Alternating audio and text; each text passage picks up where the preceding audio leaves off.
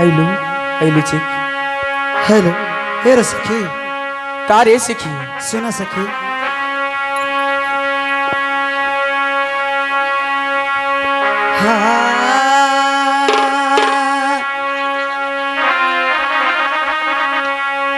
आज लगल लाला सवा सखी आज। का सखी? आज हमार दिलवा में ओहो जाई के करती माता गंगा जी स्नान। आज लगल लाला सवात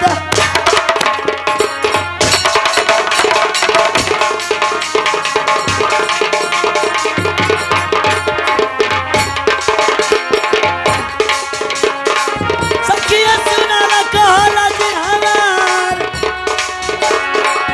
आज लगल लाला सवा जी। आज जाई के करती माता गंगा स्नान। आज जाई के करती माता गंगा स्नान। आज यही के बिचारा वाला सखी। का ये सखी? अजी देखा हमने सब दिन स्नान करबे कैला कल और कुआं पे, लेकिन आज दिल में विचार हले कि माता गंगिया में चल कर स्नान करी। ऐसे तोहनी से पूछे बानी का विचार बा? हमरा को विचार बा ये सखी कि हम चला माता गंगा में स्नान करे। तू चलबा? हाँ ये सखी। हेलो हेलो और सखी से पूछला। तोहनी बतावा जी। तू चलबा? हाँ तू चलबा जी। ए रे सखी, जब तोहरा के विचार बा तो हमरो के विचार बा ये सखी। चला ठीक बा। तोहरा सखी? हे सखी हमरो के विचार बा। छोटकी सखी के पूछला। हेने आओ हेने आओ हेने आओ, हेने आओ। तोरा का विचार बा? हमरा के विचार है सखी। कहाँ चले के? गंगा जी में। बीचे में नहाएबा कि किनारा में? बीचे ने। बीचे में? शैम्पूल से नहाएबा कि साबुन से? शैम्पूल से। शैम्पूल से? तो चला ठीक बा, नहा लिया। ए रे सखी, हमने सब सखी तो विचार बना ले लू हा, लेकिन एक सखी से विचार ना लेबू तो नाराज हो जाइयो। हाँ ये सखी। देवंती सखी कहे के कि उनकर पिताजी के 14 कोस के राज हा और राजा घर के बेटी हवन। उनकरे राज में रह तारू। अजी जयहन चाहे तो ना पूछ लियल तो जरूरी है ना। पूछ लिया जाए ना जी। ठीक बा चला ये सखी। चल चला चला चला रे सखिया असना गढ़ा नगरिया में सखिया जी जी कि सुना मोरा साखिया एही के बिचारा वाले सखिया।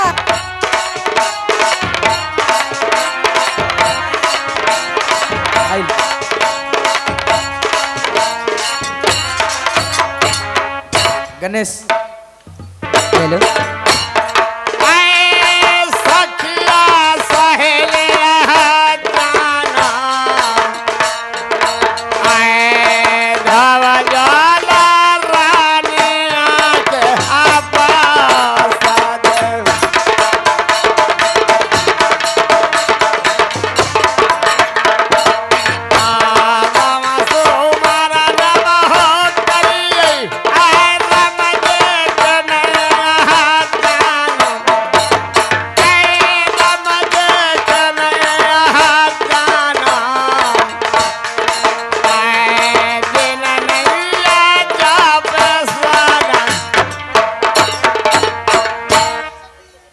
हेलो हाय हाय सखी।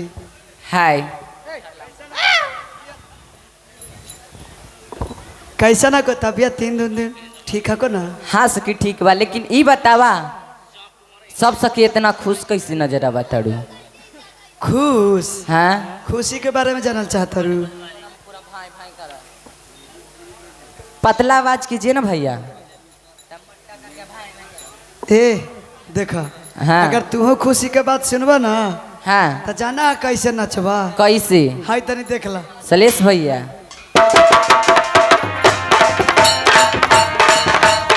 हेलो ए सखी कवन खुशी बा कि हम ऐसे नाचे लगो। देखा हमनी सब सखी तो स्नान कैला कले और कुआं पे। आज हमनी सब सखी के दिल में विचार हले कि माता गंगिया में चलकर स्नान करी। ऐसे तोहरा से पूछे बने का विचार बा। ए रे सखी ये तो बड़ी खुशी की बात था कि माता गंगा में स्नान करे से शरीर पवित्र हो जाला सखी। हाँ हाँ, जितना दुख उख रही सब निकल के बाहर। हाँ आवाज के लेके सही। हम जाइब सखी। तो चलो बा। हाँ तो ये बतावा क्या। तू तो राजा घर के बेटी हवा। हाँ बोला ना। तो रही तो नौकर चाकर के कमी नहीं होई ना सखी हमरा ही नौकर चाकर के ना कमी बा। अरे तो जुग जमाना बहुत खराब है। एक से इतना सखी के साथे में एगो शाखा रही तो ठीक रही। अच्छा हाँ सीधा गोड़ वाला के लिया ज्यादा टेढ़ा उड़ा के ना। हाँ ये सखी काहे कि भदासी के लोग सभी बड़ी गंदा नजर से देखिला। बोले लफुआ है ये थी। हाँ ए दरबारी मलखीनी हमारी साफ सखी विचार मनैनी है ना अच्छा कि माता गंगिया में चल के स्नान करे। ऐसे तोरा से पूछा तानी तू चलवा कि ना। एम आय तोरा कहलियो ना जी कि लांगड़ा ना लिए तो टूट गलो कैसे गोड़वा जी। कहबो बाद में कहबो मलकिनी गंगा स्नान के नाम लेला मलकिनी तो हमार मियाज एकदम गुदगुद आ गलो। का होलो हमरो कबलाहट न हो मन कामना पूरा हो गलो जे गंगा स्नान करे ला जाई के हमरो हो। कौची के कबलाहट बेटा छोड़ दल खुर के पुतो छोड़ दल खुर। न जाना है हाय ना जी बेटवा पुतोहिया दोनों के नौकरी लग गलो। कौची में जी। और पुतोहिया के नहीं हरवे में। अच्छा बेटवा के अब बेटबो के लग गलो ससुररिये में। तो समझा कि तोहर बेटा पुतो घर जमाइए हो गई। एकदम भोग चर्चा रह गली की। तो ए दरबान आय कौची में नौकरी लगलो बताई बता ना। ई बात मत पूछा टोला मोहल्ला के सुनतो तो बड़ी जार तो देख के। हाँ जी तो पुतोहियो के नौकरी लगलो। हाँ हाँ जी तो बताइला ना कौची में नौकरी लगलो। नौकरी लग गलो बलात्कार विभाग में। बेटवा पुतोहिया दुनू के। हाँ अरे तोरा के बोले उले कुछ आवा है कि ना। हमरा आवे है ठाकुर बाबा के कृपा से शंकर बाबा के कृपा से। ठाकुर बाबा वाला ठीक ना जरा। हाँ हाँ हाँ वही वही वही वही। फंकर बाबा ना वाला शंकर बाबा। हाँ हाँ हाँ उनके कृपा से दोनों के लग गलो। एक के दिन ज्वाइनिंग कर गलो। हम लेटर एकदम सही है लो। एकदम तो चल करीब 80-85 हजार वेतन उठावे लगले है। वो अब ससुरारे में जमीन लेके रहतो कि अब घरे तो एक काम करा तब तोर बेटा बेटी के तोर बेटे पुतोह के नौकरी लग गलो ना। हाँ तो जे एगो पैर टूटल हवा अच्छा 3 चक्का वाला रिक्शा मंगाला। अच्छा आ ओकरे पर आराम से बैठ के घूर के पैंडल मारते रहे। हमरे एगो टूटलो हमरा गोरवा टूटलो आ हमार भाई एगो कुरहन से दवाई खो लेलको।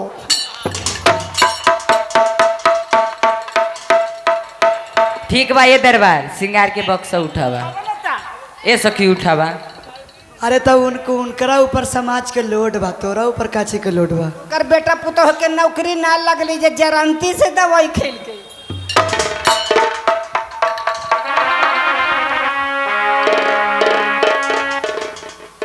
ए दरबार लेकिन ये बतावा गंगिया माई में जेबा इसी जाइबा कि कुछ गईते बजते चाहिए। तोरा गंगिया माई के गीत आवेला ऐसा गई है कि भक्ति में शक्ति होवे के चाहिए। लिखो ना तो उहो पैर तोड़ दे कहला गईबा अंदा गंदा और तोड़ दवा तो हमरा नौकरी लागल है बेटा पुतोह के बैठा के ना खेलेता। तला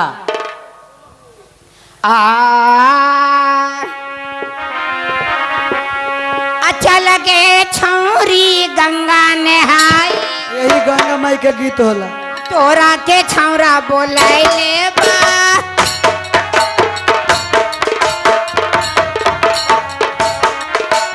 तोरा के छौरा बोलैले बा तोरा के छौरा बोलैले बा चल गे छौरी गंगा नहाई। तोरा के छौरा बोल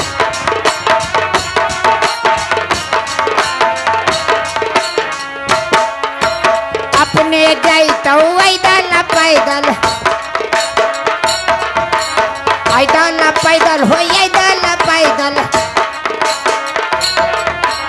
तोरा ला टैक्सी मंगाइले बा तोरा ला टैक्सी मंगाइले बा चल गे खौरी गंगा में आई तोरा के तारा बोला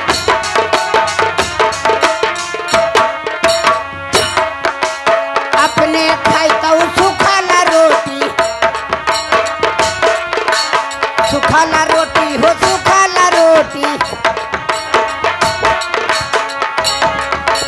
तोरा लछना मंगाइले बा तोरा लछना मंगाइले बा चल गे छौरी गंगा में आई तोरा के तारा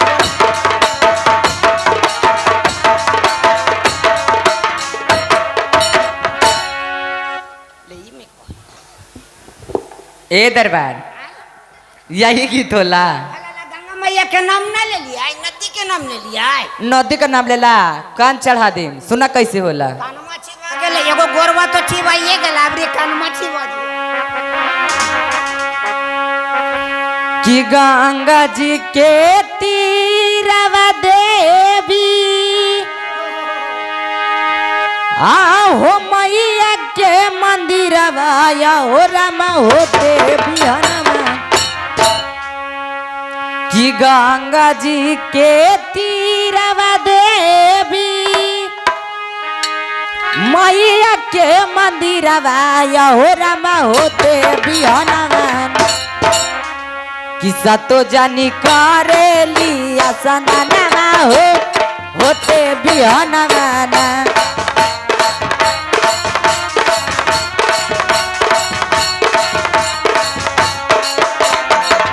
गंगा जी के तीरवा देवी मैया के मंदिरवा या हो रामा होते बिहनमा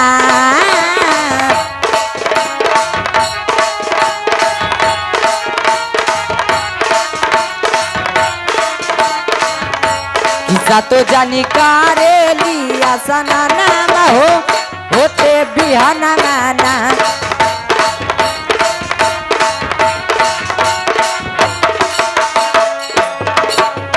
पूजावा के थारी लेके खाना बमलिनिया से कमर गइलन ना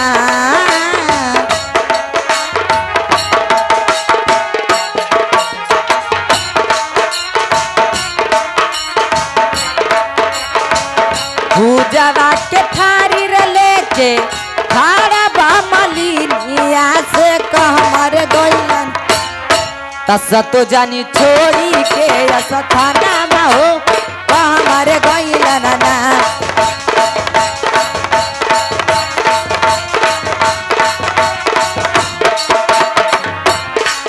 ए उतर उतर उतर उतर उतर नाम उड़ाइले चला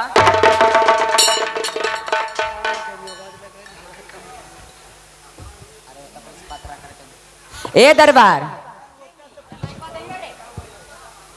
हमार सिंगार के बक्सा तोड़ देब मलखिनी का हम सब दिन ढोवालियो 10 पसेरी मलखिनी आज हमरा एक मन देवे वाला जो माथा भक भक आ गेलो देखा गधवा के एक मन ज्यादा होला कि 10 पसेरी एक मन ज्यादा होले की एक मन ज्यादा होला एक मन तो 40 किलो होला आ 10 पसेरी 50 किलो बोझा ढोते ढोते हम बूढ़ा हो गेली अब वजन के पते ना है इहे से कहल जाला कि लंगड़ा के 2 रुपया दे दा लेकिन लूर देवे के ना चाहिए। एक बात कहियो का एक बात कहियो कि ना कहियो कहे के बता कहा आ नाता छोड़ दा तोर खजूर तो सीधा रहा है हाँ लेकिन कौन कम के आम के पेड़ लंगर रहा है लेकिन पूरे देश में आम देवता देवी पर चढ़ा है तोर के फल भी देवता देवी पर चढ़ा है ठीक बा ए दरबार ए सखी सब दुपट्टा दा अपन दरबार के ए दरबार ला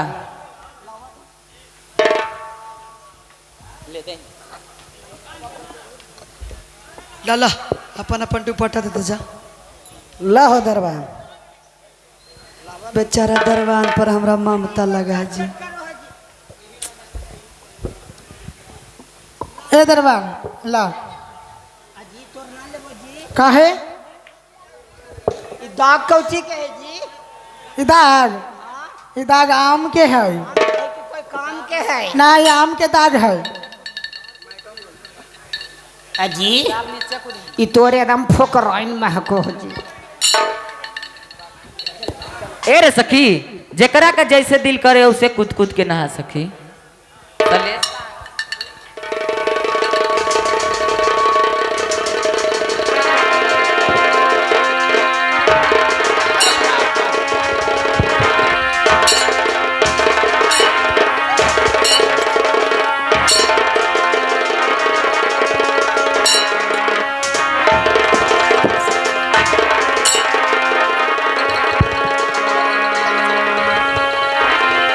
ए सखी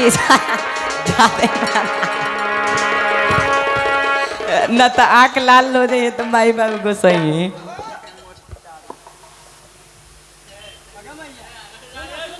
ए सखी आवा ना।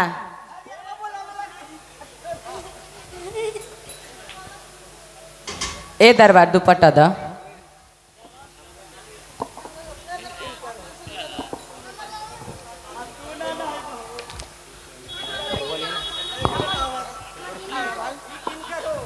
तू बड़ी दिन से बच्चा लाला 3-4 दिन से ठहरत रह।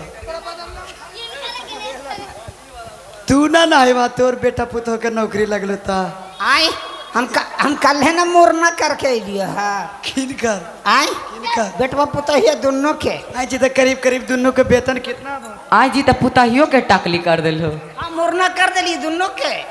अब न वही कब लौटा लेकिन नौकरी लग जी तो दुर्गा मैया तब मुरना करबो। भगवान के कृपा से ठोकर बाबा के कृपा से नैहरवे में या ससुरारिये में दोनों के लग। ता तू स्नान कर ले लहा। हल्ला तो हम नहीं रहे भाई, हम बाप हलिए हमरे जंग पर बैठ के मुरना होली दोनों के। ए रे सखी, जब दरबार स्नान करिए ले लेबा तो हमनी सोलहो श्रृंगार करके चला घर। हाँ हाँ हाँ हाँ हाँ। आइया आइया आइया आइया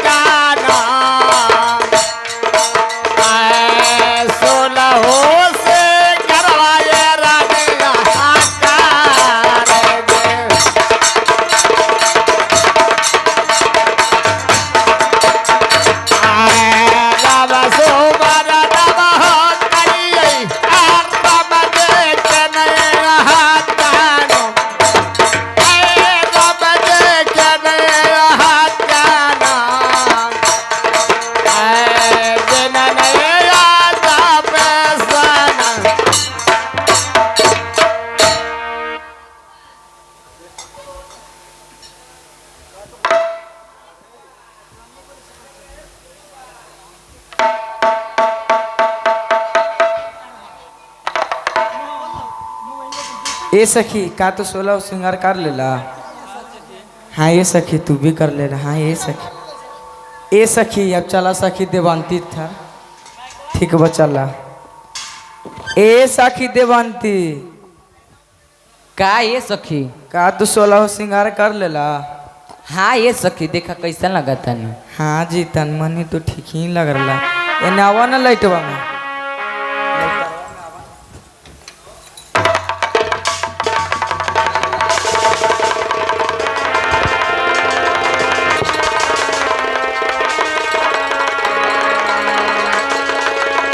ए सखी अजी दरबान हाय उनका तो गोड़ में टूटल तो नहीं थी। ए सखी सखी ई बतावा कौनो हमार श्रृंगार में कमी बा कि हमार कपड़ा फाटल बा जे सब सखी देख के इतना चौकत बाड़ू। ना तोरा श्रृंगार में कमी बा ना तोरा कपड़ा फाटल बा लेकिन एक ही चीज में कमी बा रे सखी। कवन चीज में? सुना सुनावा। 16 सिंगरवा सखिया जी हाँ कैला 32 परना आज 16 सिंगरवा सखिया जी हाँ हाँ सखी कैला 32 परना एक चुटक सेंदूरा बिना मंगिया लागा हो उदास 16 सिंगर बहे सखिया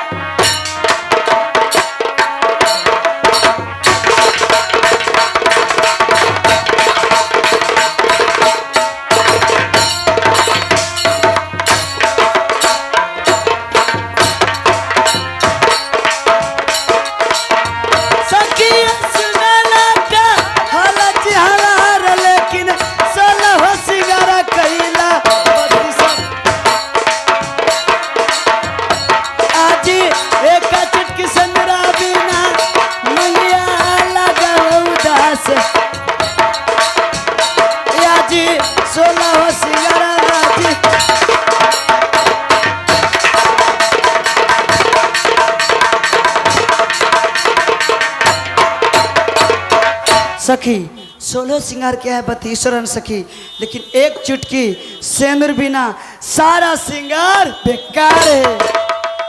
ए सखी सिंदूर तो ओहे औरत करेला जिनका के शादी विवाह हो जाला। अभी तो हम कुमार बनी सखी कैसे सिंदूर कर सकेली। आई जी ये कुआरे हखिन जी। हम नहीं जाना कि अभी कुमार हखिन जी।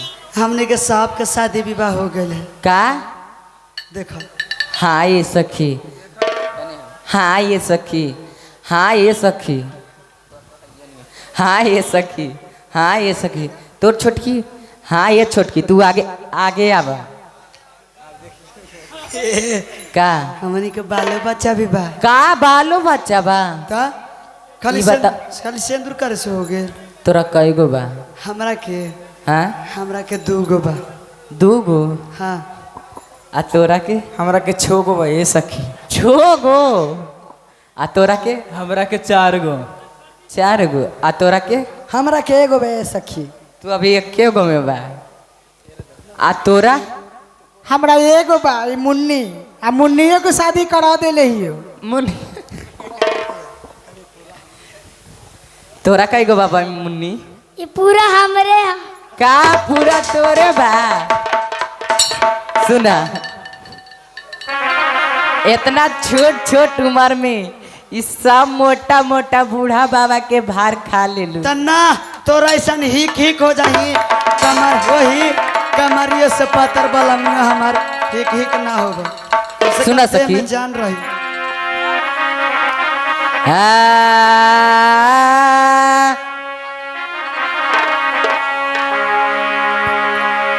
किया भाई उमरिया छोटी आ कैसे बनलू लड़कोरी। किया भाई उमरिया रे छोटी आ कैसे बनलू लड़कोरी। आ पिया के बसबलूर दिला में कवाला ए जूही रे जवाला पिया के बसबलूर दिला।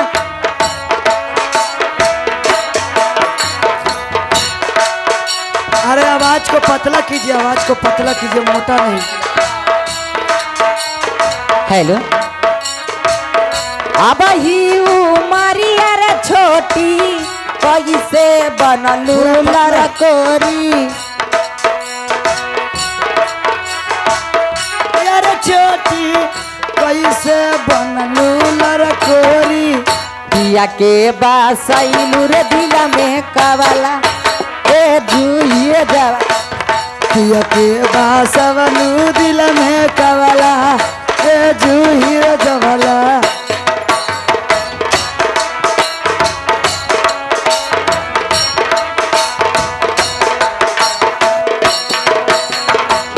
देखे में लागल ताजा जैसे सिलौ के खाजा। अरे जा जा लागल ताजा जैसे सिलौ के खाजा।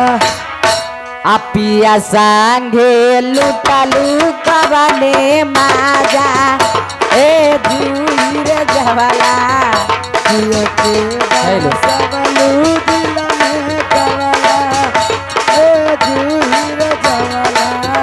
पिया संगे लुटा। Hello hello hello hello hello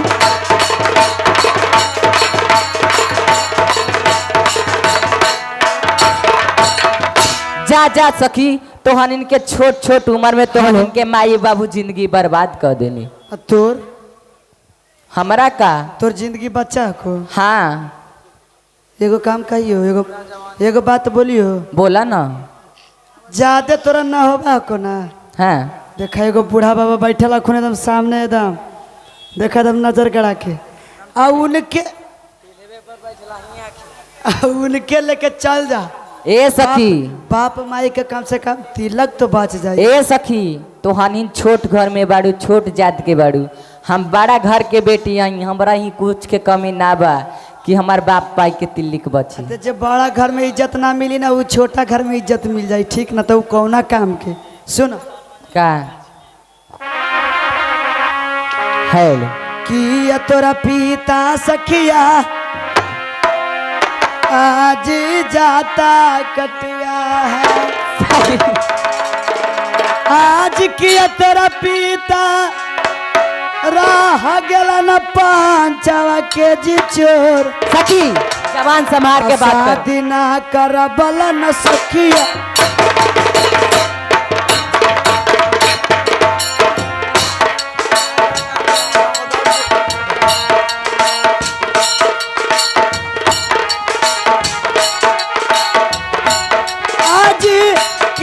तेरा पिता सखिया जात कटुआ है। सखी आहे किया तेरा पिता सखिया पंचवा के चोर। जी किया तेरा पिता सखिया पंचवा के चोर। लेकिन शादी न करवाला निजी सोना गढ़ा।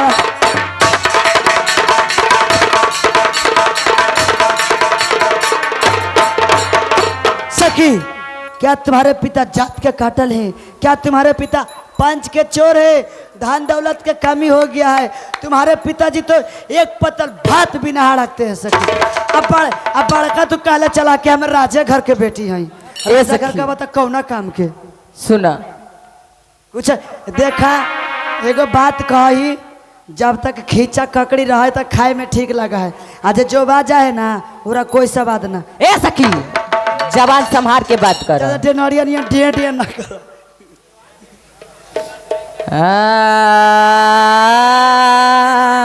तू सोच लिया तू अकेले हमने 5-6 गो धर के कुटियो देबो। सखी आज सुनला अरे बाप रे बाप आज दिलवा के जी हमारा बात बोली आज बोलला सखिया जी लागई गोली के समनवा एकदम सीधा दिमाग पर जाए। आज बोलिया जे बोलला सखिया जी लागई गोली के समनवा ऐसन काहे बोलिया सखिया बोलला हमारे संगवा में आज बोलिया जे बोलला जी सखी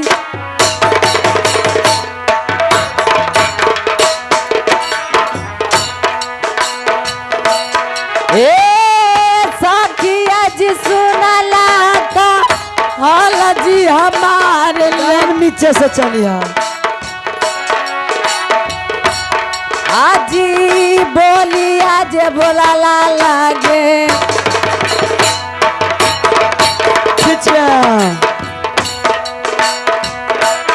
आजी बोलिया जे बोलला लागे गोली के समनवा ऐसन काहे बोलिया सखिया बोलला तुआन ए ऐसन काहे बोलिया सखिया बोलला तू आज आजी बोलिया जे बोलला लागी सखी तुम सब ये बात बोलती हो हमें बहुत दिल में चोट लगती है सखी। अरे बात बोली ले खर्रा हाँ गोली लगे चाहे छर्रा तई असमन बतिया सखिया जी आजी जाके कहब माता से अरे जा माई से ना बाबू तो है। आजी ऐसा मन बतिया सखिया जी जाके कहब माता से अरे माई से ना बाबू से कहिए बाबू से। माता जी से जाके सखिया कह दे वो समझ आए आजी असमन बतिया जी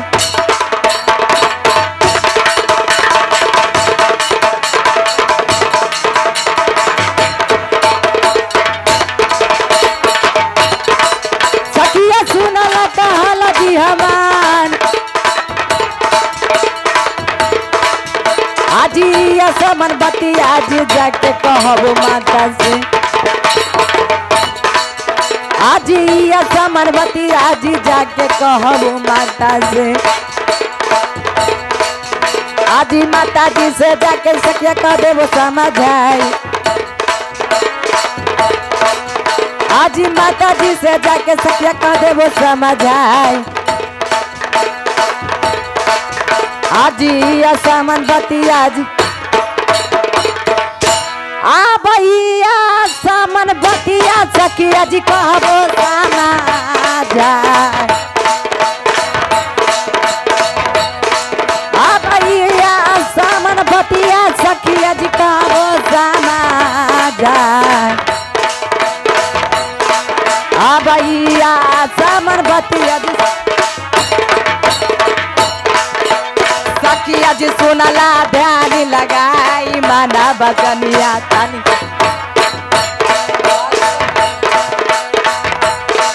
आ भैया समझ आई आ भैया समन बतिया सखिया जी कहबो समझ आई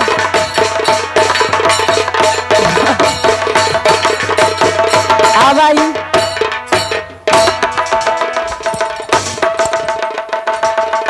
मैं जाके अभी ये सब बात माँ से कहती हूँ।